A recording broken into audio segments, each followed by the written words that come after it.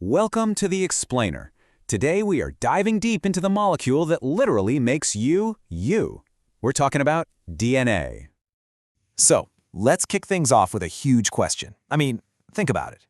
How does every single living thing, from the tiniest bacterium to a massive blue whale, know what to do? How does it store its own blueprint? Well, the answer is this tiny, really elegant molecule, deoxyribonucleic acid. Yeah, let's just call it DNA. This is it. This is the molecule that holds the complete set of biological instructions, the code that makes every single species unique. All right, so what is this incredible molecule actually made of? How does it pack in so much information? To figure that out, we've got to zoom way, way in. Let's get inside that famous double helix. Okay, first stop, the cell's nucleus. This is like the command center. Now, here's the crazy part. If you were to stretch out all the DNA in just one of your cells, it could be meters long, but it has to fit inside something microscopic. So how does it do it? It's packaged super, super tightly into these things we call chromosomes. And when you zoom in on one of those chromosomes, you see this, the iconic double helix. It's basically a winding, two-stranded shape, kind of like a twisted ladder. And believe me, that shape, it is the key to everything DNA does. So let's break down that ladder structure. The sides of the ladder, what we call the backbone, are made of these alternating sugar and phosphate groups. They give it strength, right? But the real magic, the part that holds all the instructions, that's in the rungs. And what are those rungs made of? Well, it's just 4 types of chemical bases: adenine, guanine, cytosine, and thymine. Let's just call them A, G, C, and T. You can literally think of these as the letters in life's alphabet. And the specific order, the sequence of these letters, is what spells out the entire instruction manual for a living thing. Now here's the really crucial part. These letters don't just pair up randomly. Nope, there's a rule, and it's a strict one. Adenine, or A, always pairs with thymine, T, and cytosine, C, always pairs with guanine, G. A with T, C with G. Remember that, because this pairing rule is absolutely vital for everything that comes next. Okay, so we have a code. Now what? How does this code actually do anything?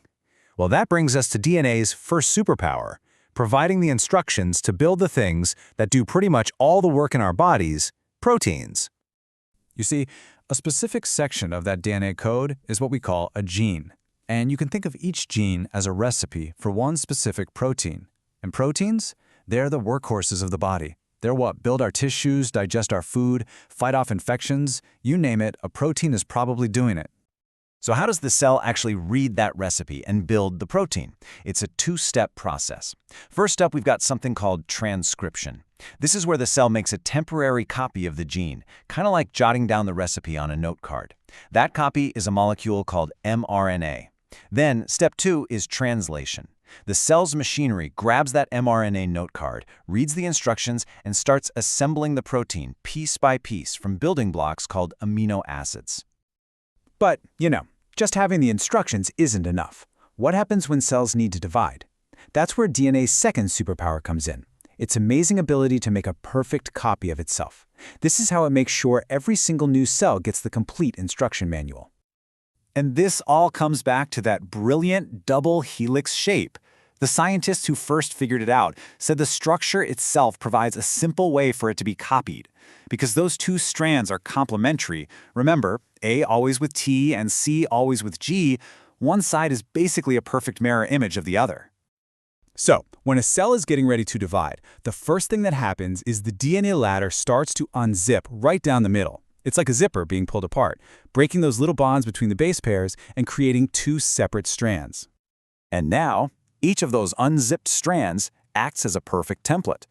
The cell's machinery just chugs right along each strand, grabbing new bases that are floating around and matching them up.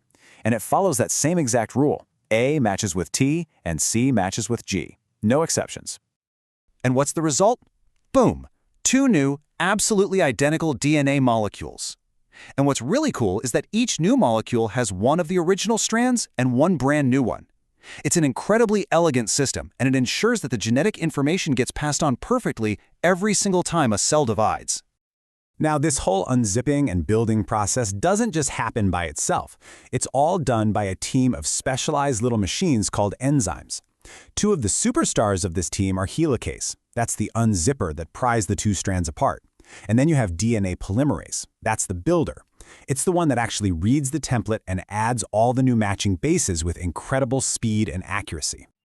All right, we've seen the tiny details of the structure and how it works. So now, let's zoom all the way back out and talk about the sheer scale of this code and why it all matters. Get this, the complete instruction book for a human, our genome, has about 3 billion of these base pairs. 3 billion, that's a B. That's a massive library of code tucked inside almost every single one of your cells. And within that giant library, those letters are organized into the individual recipes we talked about, the genes. It turns out the human genome has somewhere around 20,000 genes that code for proteins. But, okay, prepare to have your mind blown a little bit. All those 20,000 genes, all those recipes that build our bodies, they only make up about 1.5% of our total DNA. Just 1.5%. So what about the other 98.5%? For a long time, scientists kind of shrugged and called it junk DNA. But we know now that's totally wrong.